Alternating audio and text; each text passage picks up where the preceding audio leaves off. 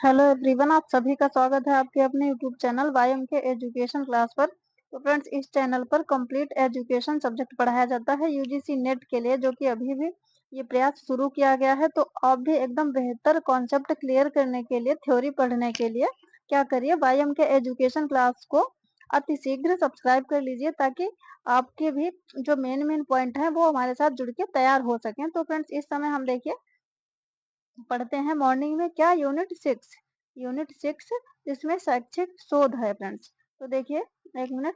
शैक्षिक शोध हम पढ़ चुके हैं, इसके प्रकार भी हम पढ़ चुके हैं। तो आज देखिए, बेस्ट एवं काहन ने बेस्ट एवं काहन के अनुसार देखिए उन्होंने ये इसके जो प्रकार बताए हैं वो हम इस क्लास में पढ़ते हैं। देखिए 3 प्रकार उन्होंने बताए हैं।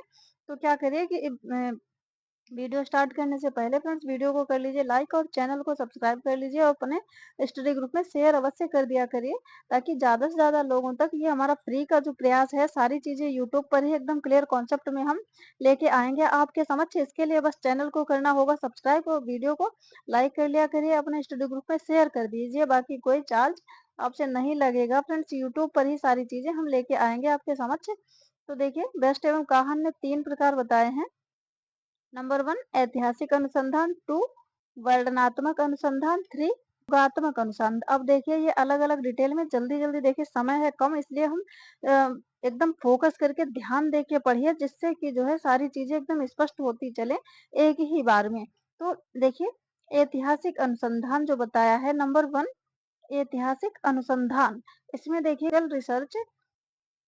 हिस्टोरिकल रिसर्च में क्या कुछ आंकड़े कैसे क्या रिसर्च किया जाता है। देखिए, ऐतिहासिक अनुसंधान का संबंध ऐतिहासिक समस्याओं के वैज्ञानिक विश्लेषण से है। इसमें विभिन्न पद भूत के संबंध में एक नई सोच पैदा करते हैं। इसका संबंध वर्तमान तथा भविष्य से होता है ऐतिहासिक अनुसंधान का। देखिए, अभी आगे और अधिक स्पष्ट तरीके से समझ में आएगा आपको। देखिए, इसमें किसी घटना, वस्तु, विचार, समाज या समाज विशेष या समुदाय विशेष के विगत जीवन पर किया जाने वाला अध्ययन होता है। तो क्या है, जैसे चाहे ये सारी चीजें हैं ऐतिहासिक अनुसंधान में। देखिए, अभी क्लियर नहीं हुआ होगा, अब देखिए और क्लियर होगा। इसके क्षेत्र क्या है, देखिए ऐतिहासिक अनुसंधान किस किस के लिए आवश्यकता होती है, ऐतिहासिक अनुसंधान के किन क्षेत्रों में। देखिए, बड़े शिक्षा शास्त्रियों, मनोवैज्ञानिकों के विचार, संस्थानों में, प्रयोगशालाओं में किए गए कार्य, विभिन्न कालों में शैक्षिक एवं मनोवैज्ञानिक विचारों के विकास की स्थिति, एक विशेष विचारधारा व उसका प्रभाव। तो ये है क्या, ऐतिहासिक अनुसंधान के क्षेत्र। इन क्षेत्रों में ऐतिहासिक अनुसंधान, जैसे शिक्षा शास्त्री, बड़े बड़े मनोवैज्ञानिक हैं और प्रयोगशालाएं हैं, उनमें किस प्रकार से कार्य होता था, इनके क्या विचार थे और अब उन विचारों में क्या परिवर्तन हुआ है, क्या उनके विचार अभी भी उतने ही इम्पोर्टेंट हैं। तो वो विचार आप कहाँ से प्राप्त करते हैं, और ये प्रयोगशालाएं जो है उनमें किए गए कार्य, उनका अध्ययन कहाँ से करते हैं। विभिन्न कालों में जो शैक्षिक कार्य हुए हैं, जैसे कि अगर मुगल काल और सभी काल जो हैं, आधुनिक काल, और इन सभी कालों में शैक्षिक विकास कैसे क्या हुआ, वो सारी चीजें, और मनोवैज्ञानिक विचारों की क्या स्थिति थी। ठीक है, इन सभी चीजों का क्या प्रभाव, किस विचारधारा पर क्या प्रभाव शिक्षा के क्षेत्र में पड़ा। तो ये सारे क्षेत्र हैं किसके, ऐतिहासिक अनुसंधान के। देखिए, अब जो है और अधिक इम्पोर्टेंट ऐतिहासिक अनुसंधान के बारे में जो चीज होने वाली है, देखिए बहुत ही ध्यान से। ऐतिहासिक अनुसंधान के उद्देश्य देखिए, ये हमने पॉइंट टू पॉइंट अलग से नहीं लिखे, तो इसके उद्देश्य क्या है। देखिए, ऐतिहासिक अनुसंधान के, जैसे कि अभी अभी आप पढ़ चुके हैं क्या, कि प्राचीन किसके, शिक्षा शास्त्रियों के विचार। तो यही चीज है, जैसे वर्तमान को, इसका उद्देश्य क्या, वर्तमान को समझना और भविष्य के लिए फिर क्या करना, सतर्क रहना। जैसे प्राचीन अपने विचारों का या विभिन्न कालों में क्या शैक्षिक चीजें थी, उनका आपने अध्ययन किया शिक्षा के क्षेत्र में, और आगे क्या सुधार होना है इसके लिए सतर्क रहना, और क्या कि ये विश्लेषण करना कि आज जो तथ्य या सिद्धांत क्रियाएं जो भी हैं व्यवहार में है, क्या उनका जो विकास हुआ है वो कैसे हुआ है, किन परिस्थितियों में। तो यही सारे इसके उद्देश्य हैं, ये पढ़ना उतना आवश्यक नहीं है। देखिए, इसमें हम सिर्फ इम्पोर्टेंट चीजें पढ़ते हैं समय कम होने के कारण। बाकी जो है जून के बाद भी अनवरत रूप से एकदम क्लियर चीज़ें सारी डिटेल में जारी रहेंगी। तो देखिए, ऐतिहासिक अनुसंधान में आंकड़ों की प्राप्ति के साधन क्या हैं? जब आप हिस्टोरिकल रिसर्च करेंगे, तो किस प्रकार से जो डाटा कलेक्ट करेंगे, वो कहाँ से लाएँगे? तो ये देखिए क्या नंबर 1 प्राथमिक साधन या स्रोत कहिए, एक ही बात है या द्वितीयक साधन या द्वितीय साधन या द्वितीय स्रोत। तो ये एक प्राथमिक स्रोत होते हैं, दूसरे द्वितीयक स्रोत। तो देखिए क्या होते हैं प्राथमिक स्रोत, ये यहाँ पे देखिए, वहाँ पे प्राथमिक स्रोत। देखिए हिस्टोरिकल रिसे जहाँ देखिए एग्ज़ाम में अगर क्वेश्चन आता है, वहाँ पे आपको प्राथमिक स्रोत या प्राथमिक साधन या द्वितीयक स्रोत, इस प्रकार से डाटा कलेक्ट करने के लिए शब्द मिल जाएँ, तो आप समझ लीजिए अगर पूछा जाए यहाँ पे कौन-सा रिसर्च है, तो आप समझ लेंगे ये हिस्टोरिकल रिसर्च है फ्रेंड्स। तो प्राथमिक स्रोत देखिए क्या होते हैं, हिस्टोरिकल रिसर्च में डाटा कलेक्ट करने के लिए देखिए वे साधन जिनका संबंध प्रत्यक्ष रूप से घटना से होता है। प्रत्यक्ष रूप से जिनका संबंध घटना से होता है, वही प्राथमिक स्रोत होते हैं। जैसे देखिए कैसे या वह घटना के प्रथम साक्षी होते हैं या प्राथमिक स्रोतों के अंतर्गत अनुसंधान करता है। ये फ्रेंड्स ऐसे रहा लगता है करता, अतीत की अनुसंधान करता क्या करता है कि अतीत की घटनाओं के अध्ययन क्षेत्र में जाकर अध्ययन इकाइयों को से स्वयं या सहयोगी अनुसंधानकर्ताओं के साथ संपर्क करके तथ्यों का संकलन करते हैं। इन्हीं तथ्यों को प्राथमिक स्रोत कहते हैं। तो देखिए प्राथमिक स्रोत क्या होते हैं, जैसे कि जहाँ का आपको जिस वो कहाँ पे हुआ है, तो उसके बारे में अगर अध्ययन करना है, तो वो वहाँ पे जाके क्या करेगा कि इकाइयों से स्वयं या सहयोगी अनुसंधान करता है, या तो अपने आप या फिर और भी जो अनुसंधान करता होंगे, उनके साथ संपर्क करके तथ्यों का संकलन करेंगे। अब इसके स्रोत क्या होते हैं देखिए, एग्जाम्पल से देखिए, जैसे कि कार्यालय संबंधी अभिलेख, ठीक है? शिलालेख और विज्ञान पत्र, पत्रिकाएँ, दैनंदिनी वंशावली, शिलालेख, मौखिक साधन, गाथाएँ, कहानी, गीत आदि। तो ये क्या हैं सब? ये ऐतिहासिक रिसर्च में प्राथमिक स्रोत के एग्जाम्पल हैं।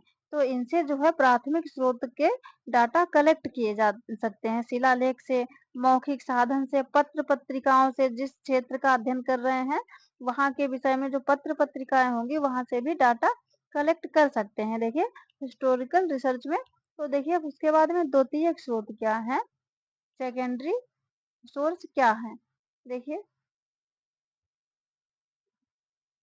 देखिए ये वो साधन या स्रोत, 1 मिनट, यह वो साधन या स्रोत हैं जिनका प्रत्यक्ष संबंध तो घटना से नहीं रहता, लेकिन वो घटना के संबंध में काफी कुछ जानते हैं। देखिए प्राथमिक स्रोत में क्या होता था, जो रिसर्चर है वो जिस जगह का उसको रिसर्च करना, वहां पे प्रत्यक्ष रूप से जाके वहां पे उसके बारे में जानकारी प्राप्त करते हैं। लेकिन इसमें क्या होता है, प्रत्यक्ष रूप से वहां जाते नहीं है, लेकिन उससे संबंध उसके संबंध में कुछ जानते हैं पूछताछ करके। देखिए यह वह घटना का वर्णन अपने शब्दों में करते हैं।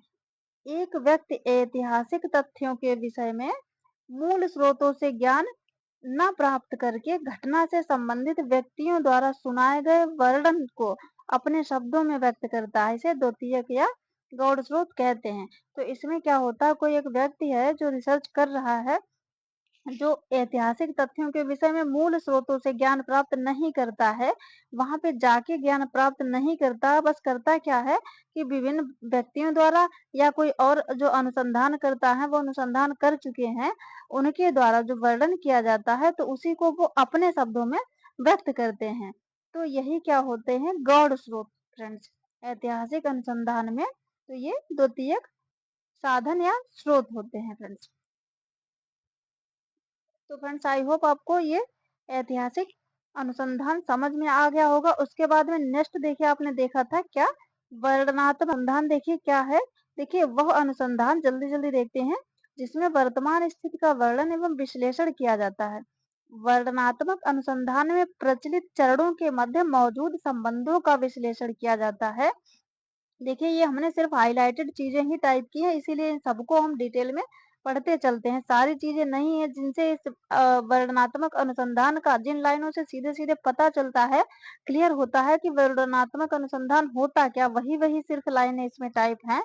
देखिए, इस अनुसंधान को अप्रयोगात्मक ध्यान रखना है, वर्णनात्मक अनुसंधान को अप्रयोगात्मक अनुसंधान कहा जाता है। इस अनुसंधान में मूल रूप से क्या है का वर्णन किया जाता है वर्णनात्मक अनुसंधान में। जैसे कि कोई चीज़ क्या है वो जानना, ये वर्णनात्मक अनुसंधान में इसका अध्ययन किया जाता है। इसका संबंध किसी व्यक्ति विशेष से ना होकर इससे संपूर्ण जनसंख्या से होता है। वर्णनात्मक अनुसंधान जो है, इसका सिर्फ किसी व्यक्ति विशेष से संबंध नहीं होता है, कंप्लीट संपूर्ण जनसंख्या से इसका संबंध होता है। इसमें एक ही समय में अधिकांश मनुष्यों के विषय में आंकड़े प्राप्त किए जाते हैं। देखिए, जब ये इसका संबंध ही संपूर्ण जनसंख्या से होता है तो जाहिर-सी बात है क्या एक समय में अधिकांश मनुष्यों के विषय में आंकड़े प्राप्त किए जाते हैं। तो ये है वर्णनात्मक अनुसंधान। उसके बाद में ये गुणात्मक और संख्यात्मक दोनों प्रकार का हो सकता है। जो वर्णनात्मक अनुसंधान है वो गुणात्मक एवं संख्यात्मक दोनों प्रकार का हो सकता है। इसके लिए विशिष्ट एवं कल्पना पूर्वक नियोजन आवश्यक है। इसमें किसी एक नए वैज्ञानिक नियम में सिद्धांत का प्रतिपादन नहीं किया जाता। समस्या के उपयोगी समाधान के लिए उपयोगी सूचनाएं सिर्फ दी जाती हैं। तो इसमें क्या है कि सिर्फ वैज्ञानिक नियम में सिद्धांत का प्रतिपादन नहीं किया जाता है। समस्या के उपयोगी समाधान के लिए सिर्फ सूचनाएं दी जाती हैं। तो ये है वर्णनात्मक अनुसंधान। उसके बाद में नेक्स्ट प्रयोगात्मक अनुसंधान। देखिए, एक्सपेरिमेंटल रिसर्च क्या है? प्रयोगात्मक अनुसंधान ऐसे शोध को कहा जाता है जिसमें कुछ चरणों को, देखिए ध्यान से इसमें ध्यान रखना है क्या, प्रयोग तो आपने अलग पढ़ा था, प्रयोगात्मक अलग है। तो प्रयोगात्मक अनुसंधान में क्या होता है, देखिए कुछ चरणों को नियंत्रित किया जाता है।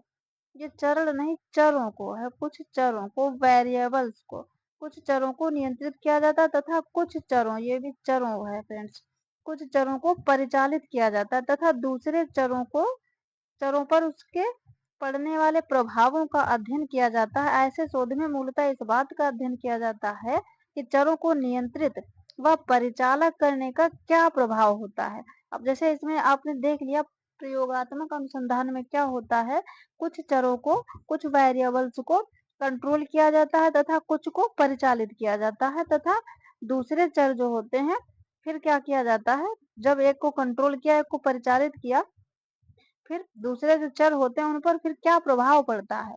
तो इसका अध्ययन इसमें एक्सपेरिमेंटल रिसर्च में किया जाता है।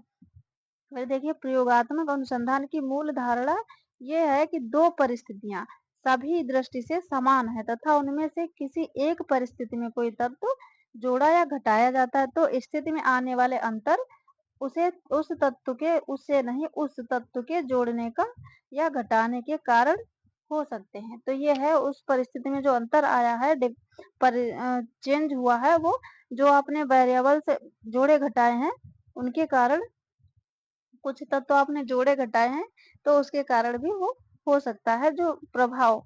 तो जैसे मान लीजिए कि कोई दवाई है तो वो किसी पेशेंट को आपने दी, फिर क्या किया जो है, अ, आपने कुछ उसमें से कम कर दी या आपने कुछ उसमें बढ़ा दी, तो उसका जो है प्रभाव क्या पेशेंट पर देखने को मिलेगा। कैसे? जैसे कि या तो उसे अगर आपने बढ़ा दी या कुछ गलत दे दी तो या तो नुकसान होगा, और या कम कर दी तो भी कुछ फायदा नहीं होगा। इस तरीके से है क्या, इसमें चरों को कंट्रोल करके नियंत्रित किया जाता है। अब जैसे मान लीजिए फिर दवाई समझ लीजिए वही क्या हो गया, नियंत्रित करना हो गया, प्रभाव जो उस पे जो पड़ रहा है, लक्षण क्या क्या, या तो वो और ज्यादा सीरियस हो रहा है या फिर क्या हो रहा है कि वो ठीक हो रहा है।